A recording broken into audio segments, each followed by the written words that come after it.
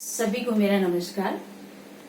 आपने मेरी पिछली वीडियो में स्वर के बारे में पढ़ा होगा, तो अब हम स्वर के साथ साथ श्रुति, जो स्वर जैसी ही है, उस श्रुति के बारे में पढ़ने जा रहे हैं कि श्रुति क्या है। श्रुति एक संस्कृत का वर्ड है जो श्रु धातु से निकला है, जिसका अर्थ है सुनना, और श्रुति का अर्थ हुआ सुना हुआ, अर्थात वह ध्वनि जो सुनी जा सकती है वो क्या कहलाती है, श्रुति। और स्वर की भी यही परिभाषा थी कि जो सुनी जा सकती है वो क्या कहलाते हैं, स्वर। जो कानों को सुनने में अच्छा लगे वो क्या है, स्वर। और जिनकी ऊंचाई नीचाई का पता चले इसके साथ साथ वो क्या है, श्रुति। तो अब हम श्रुति के बारे में पढ़ रहे हैं कि हमारी संगीत में 22 श्रुतियों का वर्णन है, और इन 22 श्रुतियों से हमारे शुद्ध और विकृत 12 स्वरों की स्थापना हुई है। तो ये श्रुतियां जो हैं, ये सभी क्या है, जो हारमोनियम पे जितने भी हमारे स्वर हैं, ये सब स्वर हैं और सब ही श्रुतियां हैं। अब जब हम इनका प्रयोग कर लेते हैं किसी राग में या गीत में, जिन स्वरों का प्रयोग करते हैं वो क्या बन गए, स्वर, और जो बाकी छोड़ दी वो क्या हो गई, श्रुति। तो ये श्रुति और स्वर एक दूसरे से जुड़े हुए हैं। अब जब जब हम इनका यूज करते जाते हैं वो स्वर बनते जाते हैं, और अगले राग में किसी एक राग में मान लो हमने कुछ स्वर यूज किए, मान लो मालकोस में हमने सागा माधा नीसा ये स्वर लगाए, और भैरवी में लगाए सारे गामा पाधा नीसा, दोनों अलग हो गए। और जो सागा माधा नीसा हमने यूज किया, उसके बाद जो स्वर रह गए वो क्या बन गए, श्रुति, जो रह गए, और जो यूज कर लिए वो क्या बन गए, श्रुति। तो ये इनका डिफरेंस बहुत कम है। एक राग में हमने दूसरे स्वर यूज किए, दूसरे में दूसरे किए, बाकी जो रह गए वो क्या बन गए, एक श्रुति बन गई। तो ये हमारी टोटल जो श्रुतियां हैं 22, इनके ऊपर स्वर स्थापित कैसे किए हुए हैं। चतुष चतुष चैव षड्ज मध्यम पंचमा द्वई द्वई निषाद गंधारो त्रिस्त्री ऋषभ दैवतो। तो इनका जो आगे पीछे जो है वो कैसे इनका सिस्टम फिट किया हुआ है कि सामा पा की 4-4 श्रुतियां, रेधा की 3-3 श्रुतियां, और गाने की 2-2 श्रुतियां होती हैं। तो इन पे जो स्वर हैं हमारे, इस 22 श्रुतियों पे 12 स्वर इस सिस्टम से स्थापित किए हुए हैं। तो ये जो हमारी 22 श्रुतियां हैं, हमारे 12 स्वर हैं, ये सब एक दूसरे के पूरक हैं। तो इसलिए हम इन चीजों को हम छोड़ नहीं सकते। हम इनका कंपैरिजन किससे करेंगे कि जैसे एक सर्प और उसकी कुंडली में डिफरेंस है, क्योंकि सर्प के साथ ही उसकी कुंडली रहती है। जैसे स्वर्ण और आभूषण दोनों इकट्ठे रहते हैं, दोनों को हम अलग नहीं कर सकते। इसी तरह से हम श्रुति और स्वर को भी अलग नहीं कर सकते। ये दोनों ही संगीत उपयोगी ध्वनि कहलाएंगी। जब हम जिन रागों में स्वरों का यूज कर लेंगे वो स्वर बन जाएंगे, और जिनको हम छोड़ देंगे वो क्या बन जाएंगे, श्रुति।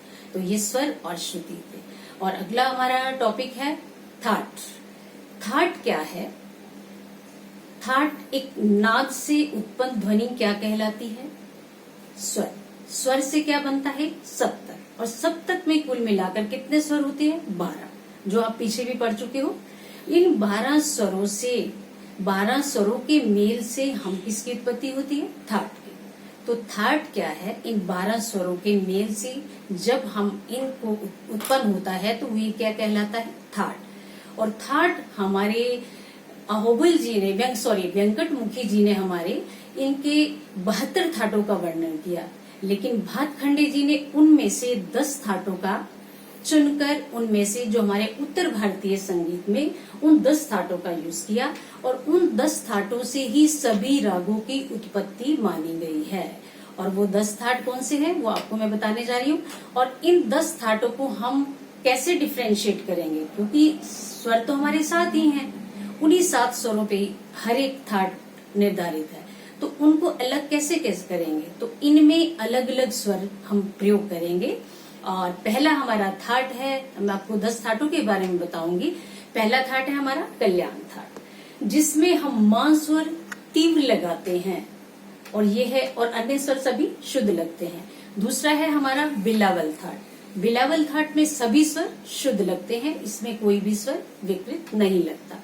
तीसरा है हमारा खमाज थाट। खमाज थाट में केवल नी स्वर कोमल लगता है, बाकी सभी स्वर शुद्ध लगते हैं। हमारा चौथा थाट है भैरव। भैरव थाट में रे और धा स्वर कोमल लगते हैं, और बाकी सभी स्वर शुद्ध लगते हैं। इसके बाद हमारा पूर्वी थाट। पूर्वी थाट में रे और धा स्वर कोमल और मा स्वर तीव्र लगता है। अब ये सभी अलग अलग होते जा रहे हैं। जैसे भैरव में रेधा कोमल था, पूर्वी में रेधा कोमल है और मा तीव्र है। हमारा पांचवा है मारवा थाट। मारवा थाट में रे कोमल और मा स्वर तीव्र लगता है। और नेक्स्ट है हमारा काफी थाट। काफी थाट में गा और नी स्वर कोमल लगते हैं और बाकी सभी स्वर शुद्ध लगते हैं। और नेक्स्ट है हमारा आसावरी थाट। आसावरी थाट में गा धा नी स्वर कोमल लगते हैं और बाकी सभी स्वर शुद्ध लगते हैं। इसके बाद है हमारा भैरवी थाट। भैरवी थाट में रे गा धा नी स्वर कोमल लगते हैं, यानी सभी स्वर कोमल हैं, क्योंकि हमारे होते ही चार, तो इसलिए भैरवी थाट में रे गा धा नी कोमल स्वर लगते हैं। और हमारा नेक्स्ट है तोड़ी थाट। लास्ट तोड़ी थाट, रे गा धा इसमें कोमल लगते हैं और मा स्वर तीव्र लगता है और बाकी जो स्वर हैं वो सभी शुद्ध लगते हैं। तो ये थे हमारे 10 थाट, जिनको कि हमारे भातखंडे जी ने उत्तर भारत क्षेत्र में इसको लागू किया है। तो आगे है थाट के नियम क्या है।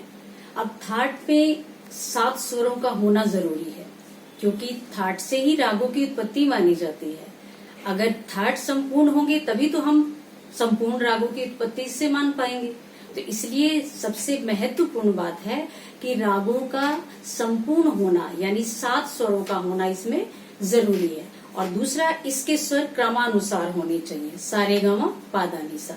और इसमें थाट में केवल आरोही ही होता है, हम आरोही से थाट को पहचान लेते हैं, इसमें अवरोह की आवश्यकता नहीं पड़ती।